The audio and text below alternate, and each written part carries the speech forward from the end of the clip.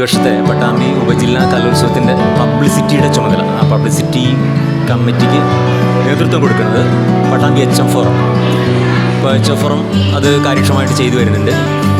സബ്ജില്ലാ കലോത്സവം തുടങ്ങുന്നതിന് ഒരാഴ്ച മുമ്പേ തന്നെ റേഡിയോ ചിലങ്ക എന്ന് പറഞ്ഞൊരു പോഡ്കാസ്റ്റ് തുടങ്ങിയിട്ടുണ്ടായിരുന്നു. അതിൻ്റെ ഒരു 12 ബുള്ളറ്റിൻ ഇതുവരെ ഇറങ്ങിക്കഴിഞ്ഞു.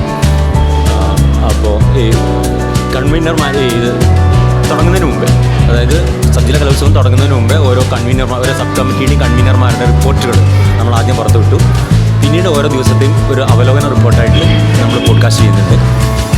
അതുപോലെ നമ്മൾ തുടങ്ങിയ മറ്റൊരു കാര്യമാണ് കലയഴക് എന്ന പേരിലുള്ള ഒരു ഡിജിറ്റൽ ബുള്ളറ്റിൻ. അതിൻ്റെ പ്രകാശനം ഇന്നലെ ഉദ്ഘാടന ചടങ്ങിൽ വെച്ചിട്ട് പ്രകാശനം ചെയ്തു.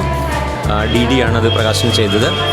കലോത്സവ വിശേഷങ്ങളും വാർത്തകളൊക്കെ വരുന്നുണ്ട്. കുട്ടികളാണ് ശേഖരിക്കുന്നത്, നമ്മളത് എഡിറ്റ് ചെയ്യാൻ സഹായിക്കുന്നു.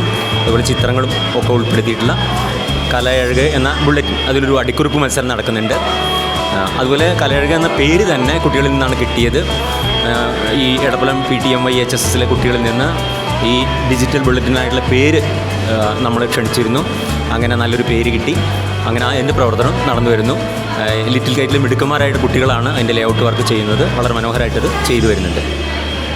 ഞങ്ങളിത് സ്ക്രൈബസ് എന്ന് പറഞ്ഞൊരു സോഫ്റ്റ്വെയറിലാണ് ചെയ്യുന്നത്. മറ്റേ സ്ക്രൈബസ് എന്ന് പറഞ്ഞ സോഫ്റ്റ്വെയറിൽ നമ്മൾ പത്രത്തിൻ്റെ ഒരു ലേഔട്ട് ആദ്യം ഉണ്ടാക്കിയിട്ട് അതിൽ ഇങ്ങനെ വാർത്തകൾ മാഷന്മാർ അത് എഡിറ്റ് ചെയ്തിട്ട് ഞങ്ങൾക്ക് അയച്ചു തരും.